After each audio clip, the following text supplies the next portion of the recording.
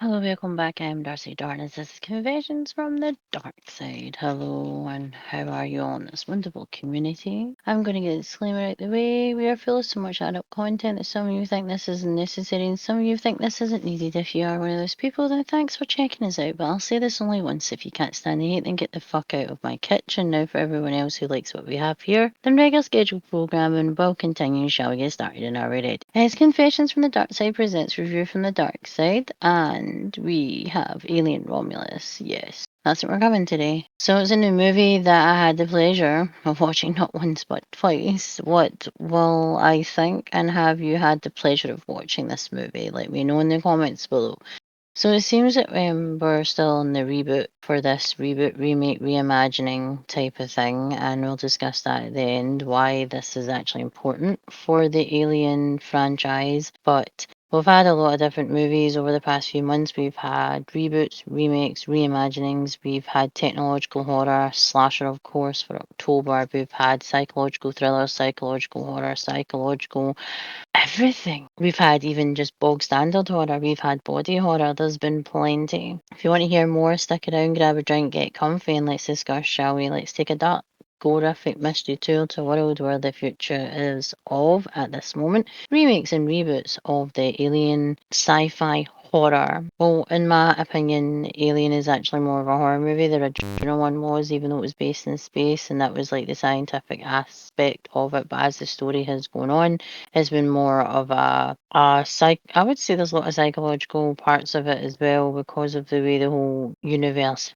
has been created and how it is grown and evolved over the years. So we've got monster horror, space, sci-fi, horror, sci-fi, and thriller, and that's what's actually under an IMDb. Let's see, let's take a dive in, shall we? So it starts off, it's trying to build a lot of nostalgia, hoping for nostalgia to actually make the movie any sort of hit, but come on. In this day and age, basically it starts off where it's like a girl, her name is Rain. And again, they've changed the main character from Rain to from Ripley to Rain. It's basically her and her AI, a AI that she calls her brother, which is more like her companion. He's very Rain Man, and you can really tell he's very Bishop-like as well, whose Bishop was AI in the original Alien franchise. Again, she thinks she's worked enough for the company, and she thinks she's spent enough time like in the mines like her parents, and she wants to get out so she doesn't end up dying in the mines like her parents, like everybody said. So it's like the whaling court basically. You do so many hours and they owe you, but apparently you never get to leave ever. So she takes matters into her own hands, her and her friends do. The movie starts off where you see Remus and Romulus, which is actually a scientific research facility, obviously, in the space. And they have a alien fossil, and you can see that they've obviously interrupted something, and something wasn't ready. And as you can imagine, aliens, xenomorphs. Do you really think this is going to end well for anyone, the human race? No, never is. So like I said, they're trying to like really capture nostalgia to kind of pull in the original audience.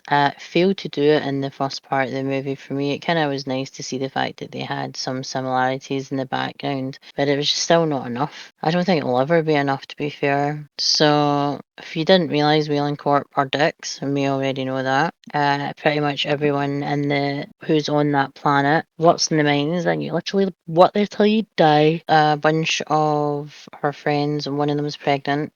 Of course, she's pregnant before she goes. Can you imagine what happens? That doesn't stop anything, nothing. They have found a ship, which again, it's a because they're trying to find the pods for you to actually sleep and go into stasis in, because they cannot go to where they want to be without actually going into stasis to actually get there and survive. That's why they're looking for going to this facility and getting the pods they need to jump so they can actually have a better life, even though technically they could be caught and put in jail and things like that, from what I can imagine, and most likely tagged and put to work to die, basically. A bunch of kids, basically, or young adults, basically want to leave home. They don't want the same outcome that their parents have, so therefore they're trying to get away and make a fresh start. It's very choppy, very. I just did not enjoy the movie at all. And I watched it with my husband, and then I watched it with one of my friends online who hadn't seen the movie. And I still couldn't believe how much they were trying to use the original movie to try and actually push this as a standalone movie in the franchise. And it's not. And it had so much, again, PR and promo that we should know this so much. If they keep pushing a narrative that something is good with all that, then it usually is not. You can kind of see that from the original, from the start of the movie, that they're not really alone in that facility. That a fossil has been taken there. There's been research been done, and then there's no one there. It kind of reminded me of Event Horizon, where the ship just randomly reappears and there's nothing but blood and gore inside. That's pretty much what it kind of reminded me.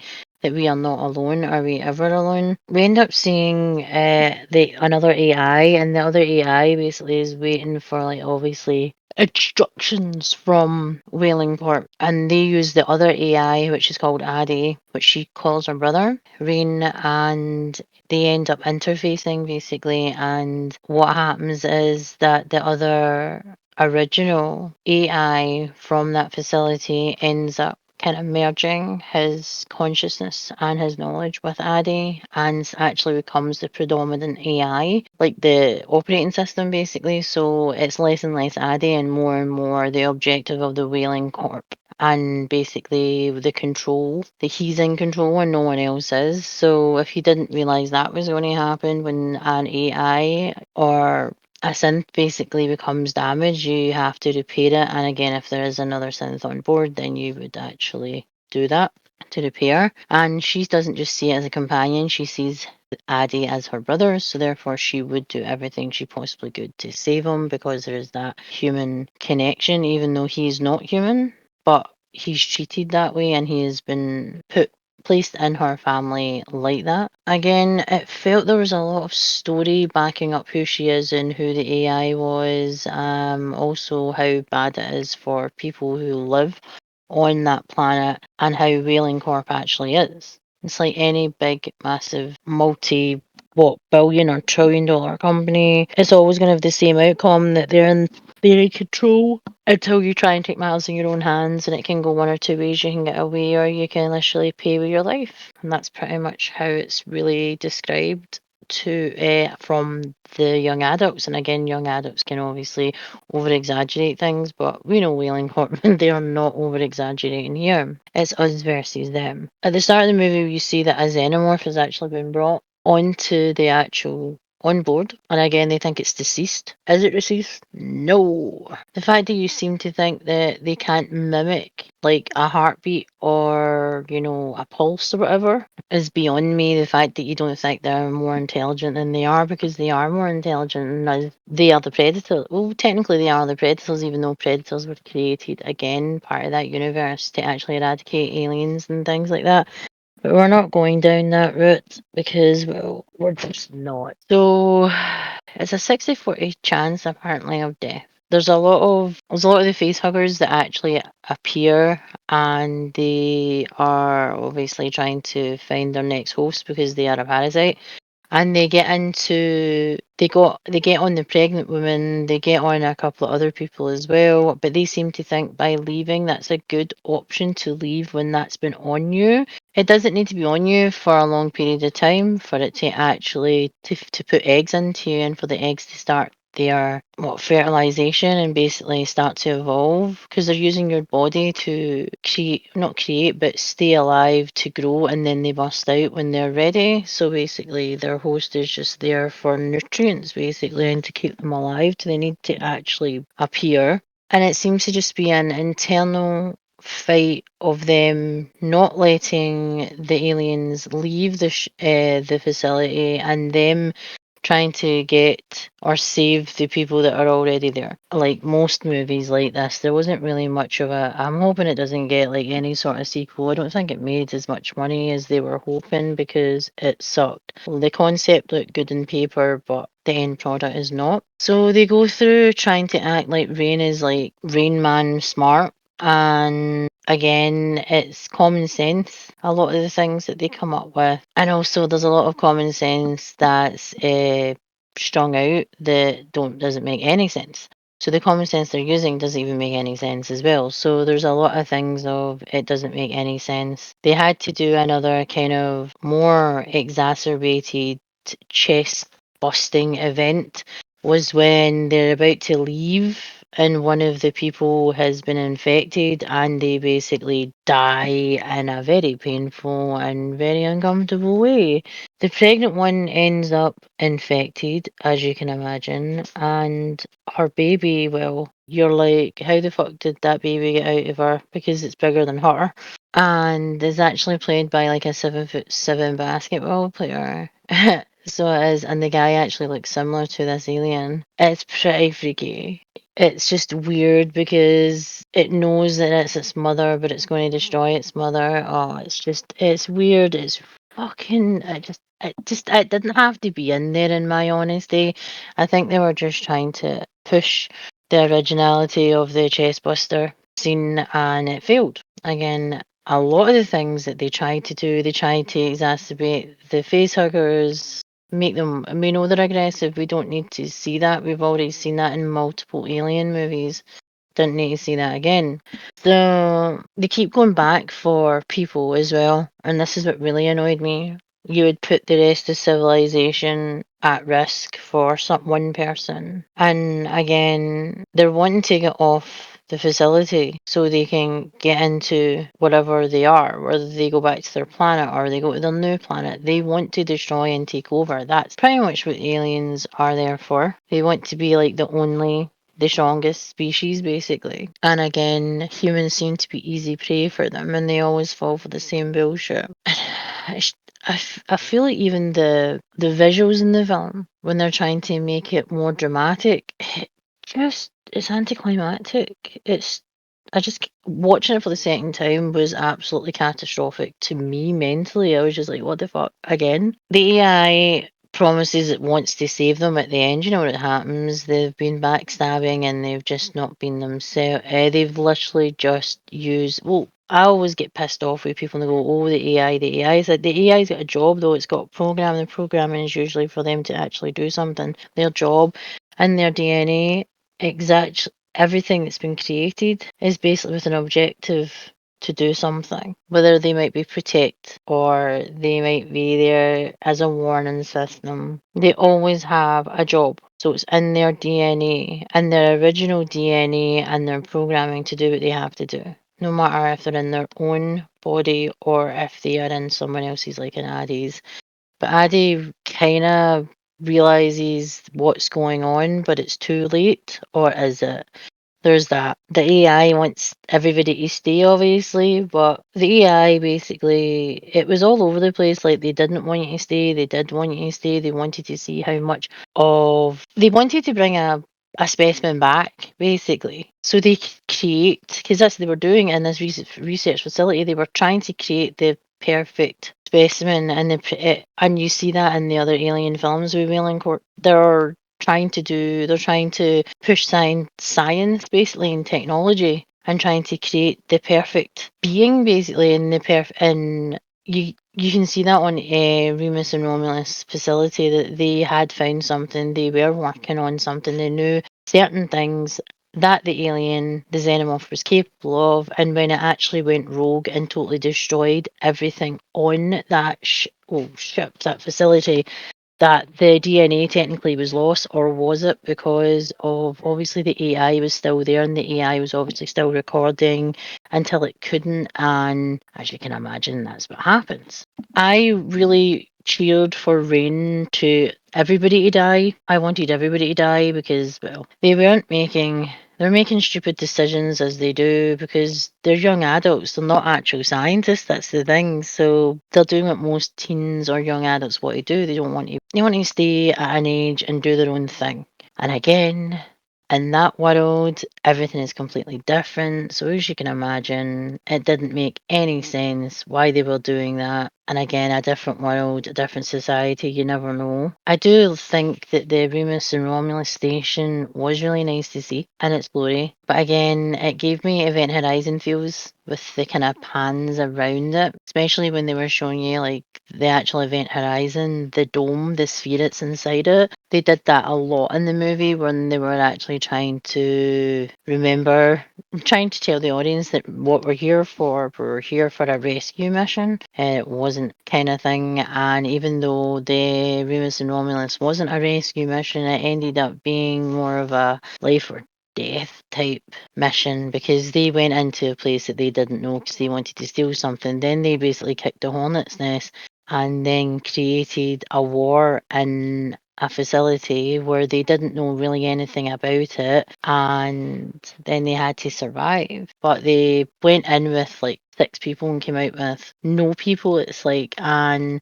all they've came out with is it looks like PTSD. It really, really does. Rain was a complete dumbass in a lot of the things that she was doing. They tried to make her smart 1 minute and then she made dumb mistakes the next. And this is same with she let her heart be in control rather than, between right and wrong, which was annoying. Really fucking annoying. So it was just, again, not believable in the slightest. And they fucked about for a good 30 minutes in the film, trying to make her a hero, trying to make her Ripley, and come on, there's only one Ripley and her name is Sigourney fucking Weaver, and no one else will ever come close to that. So the data basically has been uploaded by the AI to Wheeling Corp. If you weren't aware, the minute that merged with Addy, that was always going to happen. They wanted to see, again, this was just a fluke that they went in and tried to steal those pods for the actual research to continue, for the testing to continue, because everybody in the team had already died. So therefore, them going in there was just a fluke, and any sort of data, any sort of test, even though it wasn't actually a proper test, it technically was like a test environment. The whole station was a test environment when you think about it, because of the devastation that actually happened beforehand. So everything went back so they can actually test to see, if they can try again, or if there's something they could do differently. It's like alpha and beta testing here, but even with humans and aliens. But hey, they were actually going to take their friends who had become into contact with the face huggers to a different system, basically. So they were going to infect and create chaos in a different place, all because they didn't want to leave their friends behind. I get it. But if you knew you were going to take out lots of people, maybe hundreds, maybe thousands, even millions of people, would you do that for the one person? That's the thing. It's a bit fucking selfish. They did this weird thing about the baby. Kind of reminds me when it grows up, because it literally goes from not even a baby. She goes into labour. It's a weird labour, and then it kind of looks like an engineer the way they did in Prometheus, and the baby understands that it recognises in the scent of its mother, but it doesn't really care because it's a killer basically, a predator basically to humans. It's just again a lot of I've seen a lot of Sam Neill faces, Event Horizon faces on them. And it's not because it's just in space, it's just the way the story was going. There was a lot of backstory that made no sense. There was a lot of stupid story that didn't have to be there. There was a lot of action sequences and dumb fucking stupid observations and evaluations that shouldn't have been in there. And everybody just ended up looking so fucking dumb and you wanted them to die so the movie would finish quicker. That's what it was really, really like. And at the end, she basically, after they deal with a bunch of shit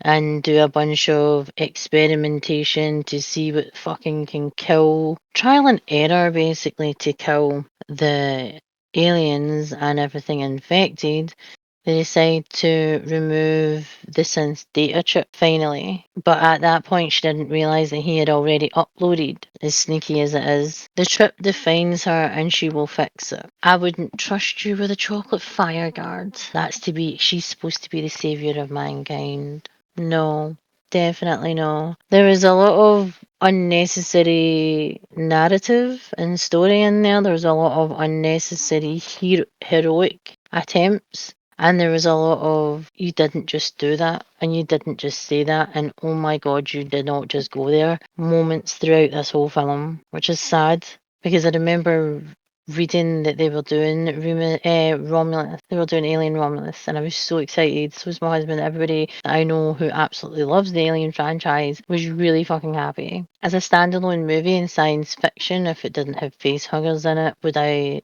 like it?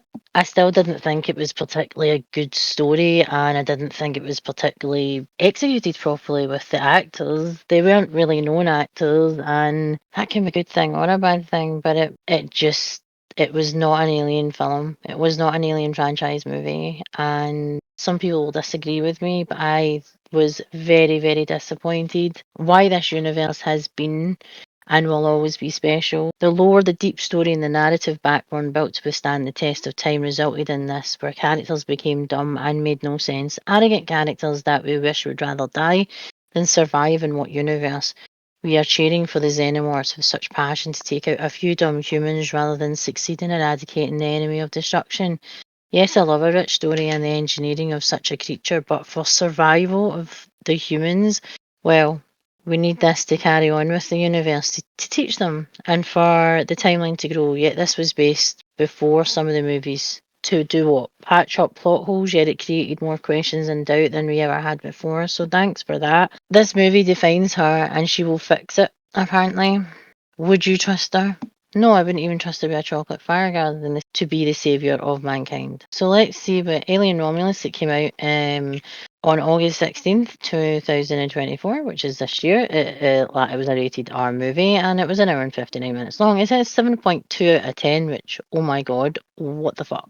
Let's see what they have to say. It comes under monster horror, space sci-fi, horror sci-fi thriller. It's while scavenging the deep ends of a derelict space station, a group of young space colonists come face to face with the most terrifying life form in the universe. Director is Fede Alvarez. Writers are Dan O'Bannon, Ronald Shusett, and Fede Alvarez. Stars Kaylee Spenny, David Johnson, Archie Renault. Let's see, there's Isabella Merced, Spike Fern, Aileen Wu, and the guy who played the Offspring, I cannot say his name, but his last name, but his first name is Robert, and the Xenomorph was played by Trevor Newland. And like I said, Ian Holm, what the storyline says. It says in 2142, at the Jackson colony, Rain Carradine lives with her synthetic brother Andy that was reprogrammed by her father with the Prime Directive to protect her after the death of her parents. The Whaling Mutiny Corporation that administrates the colony forces the colonists to stay in Jackson, prolonging the contracts of miners and farmers, keeping them like slaves. When Rain's ex-boyfriend Tyler has his contract extended by the corporation, he convinces Rain to join his team.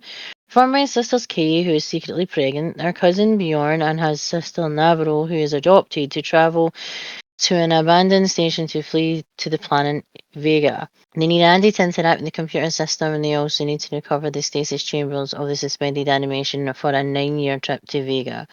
They go to the station, and Andy and Bjorn realise the chambers need cryogenic fuel for the trip. They go with Andy and accidentally unleash alien creatures, and there is a lockdown of the section. Rain uses the chip of the synthetic root that is damaged to update Andy to have access to all the functions of the station, but he becomes loyal to Whaling Mutiny Corporation, and Rain is relegated to a second plane. But soon the creatures attack one by one, and Rain's friends will someone survive the alien creatures. And again, there was a lot of unnecessary narrative in that storyline description there. So the tagline is, "In space, no one can hear you." Well, in this, we don't want to hear them, we just want them to die. Like I said, the genres are horror, sci-fi, and thriller. Rated R for bloody, violent content and language. They have a parent guide, sex and nudity, none, violence and gore, severe, profanity, moderate, alcohol and drugs, mild, frightening, intense scenes, severe, really?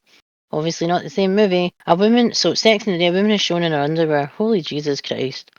Clutching my pearls. A poster is in the background of a woman in a bikini. Oh, fuck, really? Male character tells you're gonna freeze your balls out, and he replies, "You seem to have an obsession with my balls." Spoils, a woman gives birth to an alien egg, graphic but no nudity. Kay is lactating with black goo, and later the human xenomorph hybrid is seen breastfeeding off her. However, this act has no breast nudity at all. Yeah. Violence and gore, graphic depictions of gore including chest bursts and occasional Post-action injury detail. A young woman shoots at a crowd of xenomorphs using a pulse rifle, lots of green alien blood. The blood remains in the air because the scene happens in zero gravity. Even though the film is gory, most of its gore is essentially obscured due to the dark lighting or not being in focus and doesn't linger on for too long. R-type violence, quite a bit of blood and gore. An alien creature grabs multiple people's faces. Well, it's a face hugger, so where else is it going to fucking grab on? One person gets covered in human blood. For shame. The hydrochloric acid, like alien blood, drips on a character, causing parts of his flesh graphically disintegrate. It's not anywhere near as bad. Do you know what I think's worse? Toxic waste bit in fucking the original RoboCop is worse. Very graphic birth scene, not really. Just not believable. A robot is found ripped in half. Again, it happens. Tyler is impaled from behind by a xenomorph's tail, which again, he gets penetrated by a xenomorph. Good for him. And lifted into the nest, where he is then killed by the xenomorph, smashing its inner jaws into his eye socket. Fairly graphic, but quick. And again, it's an alien. It's depicted as what would an alien do. We don't know aliens and what they would do, so this is just fantasy. A girl is chest busted by an alien creature. Again, that's what they do. Graphic and lingered on. And again, why wouldn't it? We see the gory details as it crawls out of her chest, skin getting ripped.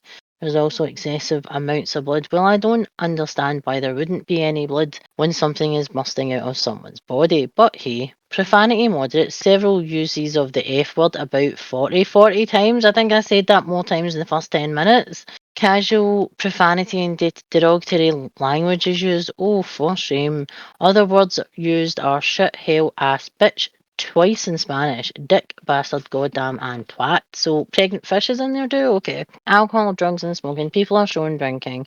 In a world that they're living in, I'm surprised they're not fucking doing something harder. A character is shown smoking a joint. Oh, for fuck's sake. Frightening and intense scenes. Severe alien creatures chases the crew. Again, it's called cat and mouse. A few jump scares, really weird. Some scenes contain strong flashing lights that may be overwhelming for photosensitive viewers, mostly towards the end of the movie. Yes, because people are fucking bored and they're trying to get your attention. The final alien-human hybrid is very, very creepy and scary looking. That poor guy looks like alone hunting the main characters at the end. The entirety of the final act with the human xenomorph hybrid is really intense and terrifying. That poor guy looks like that, like I said, just leave him the fuck alone. So that's what the parents' guide is. And again, not really that bad. Do we have any words? We do. 232. A lot. Xenomorph, alien, space station, space, survival, horror, trapped in space, terror, cosmic, alien, monster, monster, survivor, pregnant woman, pregnancy, alien, parasite, seventh part, galaxy, monster, horror, alien, creature, extraterrestrial, hybrid, Swedish, spaceship, genetic engineering, future, futuristic, brother, sister, relationship, oh my, childbirth, characters killed one by one, young man, young woman, parasite, fan service, Hulu, psychotronic film, furry, space, sci-fi, intercool, Mexican woman, Mexican, Philippine, Caucasian, Philippine woman, robot, world, outer space, creature, creature feature, biopunk, android, Latina, acid, hole in chest, panic check, strip open, experiment gone wrong, no shit, attempted murder, well, blood on camera lens, fuck's sake, fuck, the F word, strangulation, danger, paranoia, mutation, acid burn, murder, shot in the head, spit in the eye, some people pay for that. Violence, spacecraft, laser, near-death experience, blood, asteroid, brutality, blood spatter, foaming at the mouth, oh my. Death, humanoid, aliens, science runs amok, I agree. Escape, altered version of studio logo, torso cut in half, humanoid, race against time, ambush, fear, laboratory, off-screen killing, spacesuit, gore.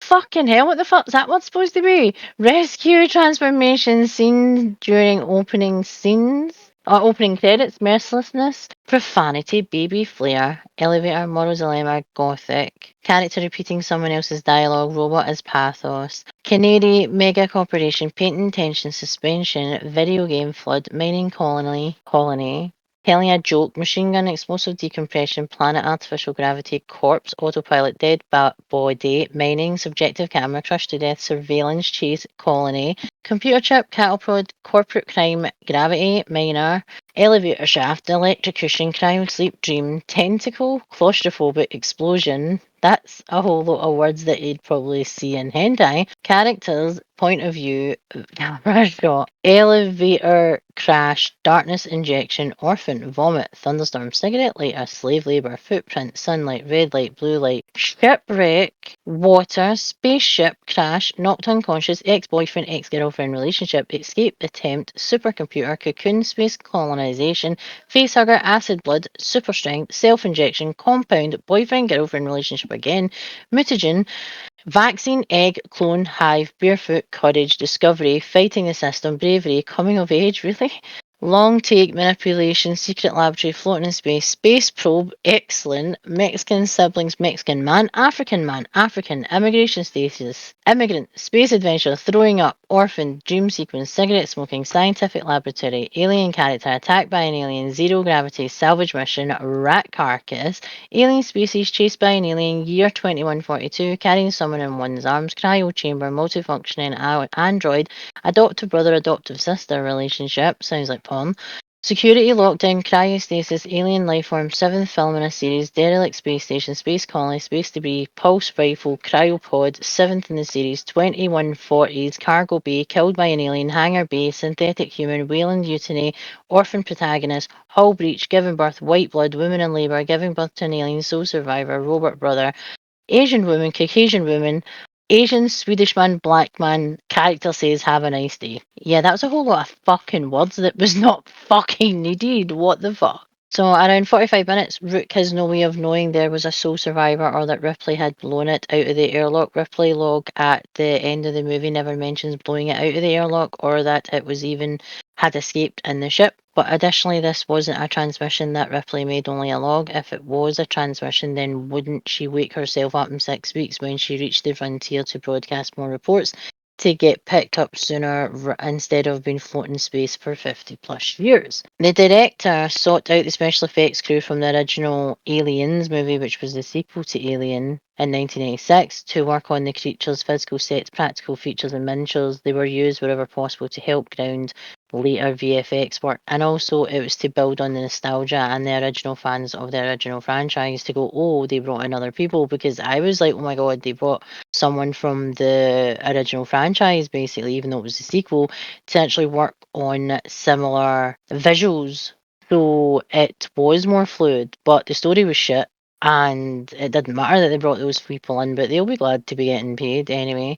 And the solution for a claustrophobic astronaut is to give them more space. Yeah, because that was a terrible joke. The 20th Century Studio fanfare freezes and turns ominous as an Alien 3 in 1992, leading into the film's opening scene. The logo itself suffers a burst of static and then turns green. Countries of origin: UK, United States, Hungary, Australia, New Zealand, and Canada. Its production companies were 20th Century Studios, Scott Free Productions, and Brandywine Productions. Its budget was estimated at 80 million, and its opening weekend in USA and Canada was 42 million, just over 42 million basically.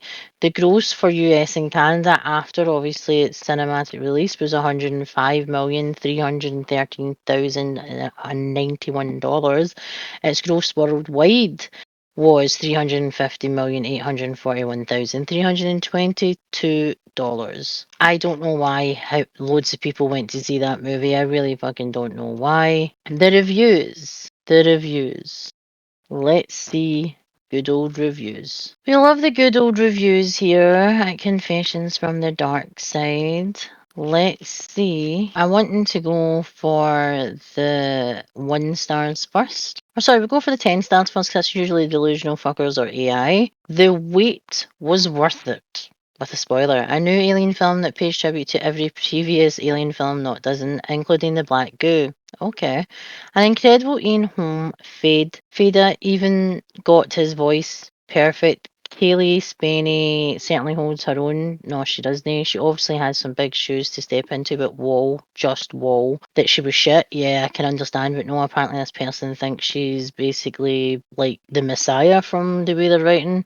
Once the crew are on board the Romulus space station, it's full steam ahead, and it never lets up. It does, because we all want them to die. The practical effects are stunning, as are the visuals. It's been a long wait, but it was worth it.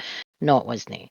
with moments you could have pulled straight out of Alien, Aliens, Alien 3, Alien Resurrection, and Prometheus. No. The director took us on a trip into sheer horror. Yes, because it was horrific to watch, and a return to the Alien universe as it should be. No, it wasn't. It was not a return. It was a failure to launch, and oh my God, a true homage to the Alien franchise. Here we go, 10 out of 10. That last one was from Dave Maxted, and this is from someone called Z1417. Great attention to detail, nope. Amazing photography, meh. A smart screenwriting, definitely not. Makes this Alien movie the best since Aliens. And again, in what universe? What reality? It's remarkable how they managed to connect with the original movie without coming out with some absurd storyline. They did. Somehow Palatine returned. At the same time, all the ambience truly matches the original, the tech and the clothes, etc. Again, they were building on nostalgia. Yes, Romulus is a slow burn, but this was the same reason that made Alien great in the beginning. Something that true horror fans will appreciate deeply. I am a true horror fan, and I was not greatly appreciative of the shit that they did. It was terrible. No cheap CGI, I agree. Just practical effects and minimum green screen makes this one of the finest movies in the Alien franchise. Oh my God, what drugs are you smoking? Yes, as one fellow reviewer said, this is truly the equivalent to Rogue One. Ha ha ha. If you're a real fan of the saga, you'll be able to recognise every sound, graphic, and soundtrack. Yes, because they were banking on nostalgia to sell the film. That is all. Acting is good, no it isn't, and true as well. Nope. You truly get a care for the protagonist. No, you don't. You want them to fucking die and feel their emotions. No, they don't. They were fucking paper. Ugh, shallow as fuck. Something that previous Alien movies had failed. Fucking take that back, you cock. The movie is not afraid to innovative in some key aspect of the creature or perfect organism, but it does it on an impeccable way and true to the canon. Where Alien 4 and Covenant failed, this movie truly succeeds. The third act is great, and you can only wish for a sequel in the end. I truly hope to see it. You must be the only one. Thank you, Fada and Gallo. This is truly an amazing movie and future classic. If this movie fails in the box office, I'll personally fund the sequel, ha ha ha.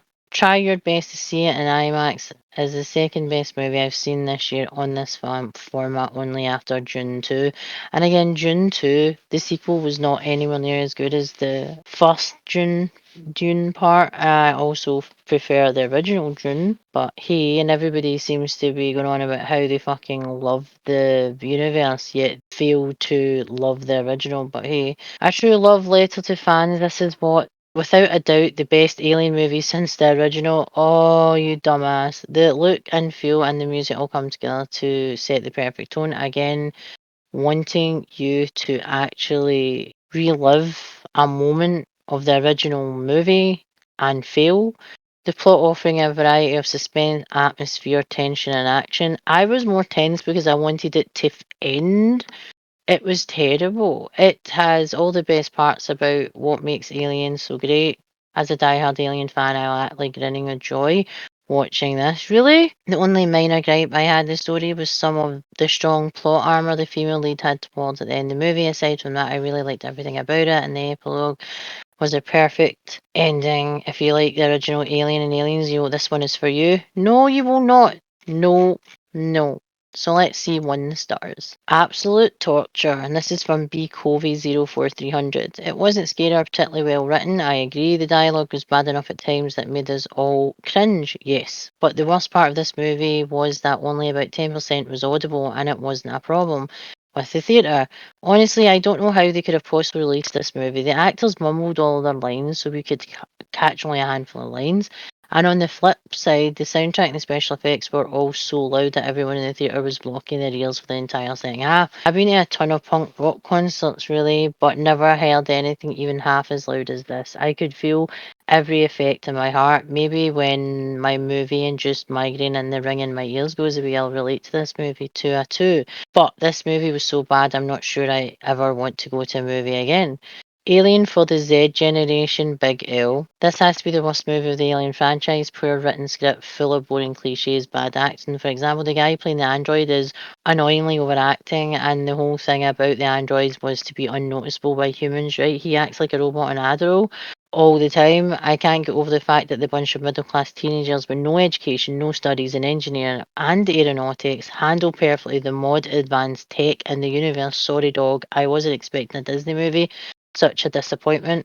I feel like the movie was a Gen Z bait. Let's put together a bunch of teens in their early 20s to follow a script that seemed more of a side mission in a space themed FPS game. Even that, it was not. They'll have done everything in their power to save this franchise, which, as we know, has been over since Aliens Returns. From halfway through the film, I wondered when it was going to end. What I find more distressing is not the bad acting. The scenario that smacks of the deja vu right in front of me, right from the start, is not even the human baby xenomorph who quickly becomes ridiculous. Yeah, huge.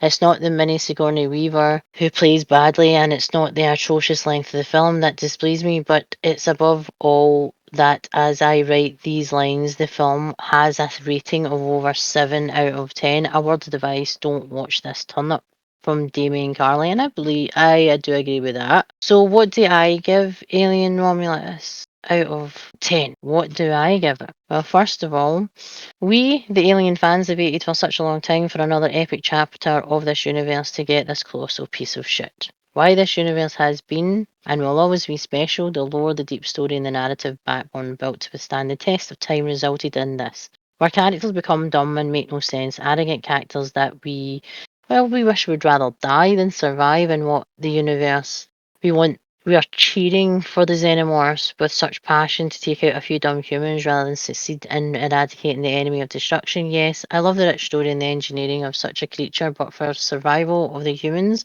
well, we need this to carry on with the universe to teach them teach them and for the timeline to grow. Yet this was based before some of the movies to patch up plot holes. Yet it's created even more questions and doubt than we ever had before. So thanks for that. If I knew this was what we would be subjected to, I wouldn't have invested and at the same time wasted my love and passion into watching this movie because it's pathetic and useless piece of shit that again I should have expected from Hollywood. Take an awesome universe and let these tunts around the table destroy it. With one movie, it's like when they sex swap Ghostbusters and made it more misogynistic than it did before. Also keeping the story, changing the sex and ruining a franchise that till this day is never added to the universe as it was pointless. They want us to forget it ever existed, and I feel that this is the way the alien Romulus is. If I push it out of my head enough, then it doesn't exist, and I hope all the fans of the original franchise don't give this Romulus movie the time of day. Don't shed a light on it. Let it go. Let it go quietly. Just let it go quietly into a black hole. Then we wouldn't be reminded of its existence. What do I give this movie? 1 out of 5 for the nostalgic sounds and visuals of once was trying to replicate the wonder that the franchise already succeeded giving us nostalgia but destroying it all at once. Trying to keep us entertained by nostalgic feels but shitting on it all at the same time. Sorry, I give this a half star. I'm going to remove that one.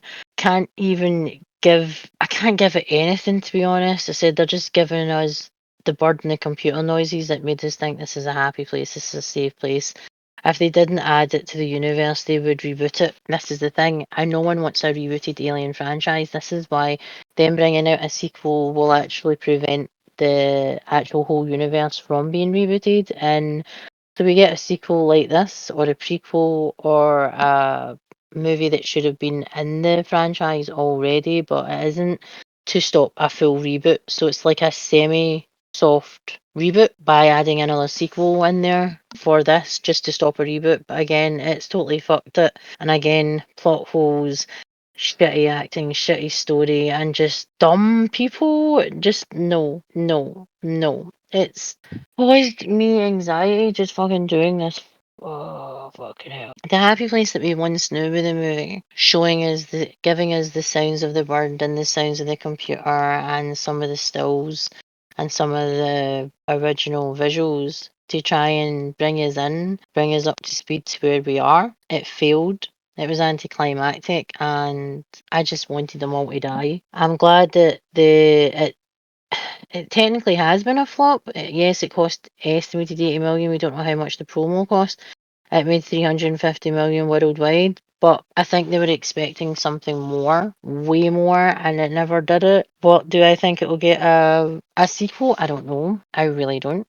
So a positive note, shit additions to the universe to prevent a reboot. What does the audience think about that? Shit happens to prevent the universe from being obliterated completely. Can we live with that as well? Have you seen Alien Romulus? What is your score? Like I said, I gave it 1.5 out of 5 for nostalgia, but I had to remove the 1 because I couldn't live with myself knowing that I've gave it a 1.5 star for that pathetic attempt for that to be added to the universe. So it's been semi-soft rebooted, but ruined all at the same time. I want to put it in the fucking bin. It's if I want to put it on the shit heap. It is not worth watching. It's not worth even remembering anything from it, but it's still engraved in my brain because of the stupidity of the characters and the stupidity of the story. That was Confessions from the Dark Side, reviews from the Dark Side Alien Romulus movie. Let me know in the comments below if you think if I'm being too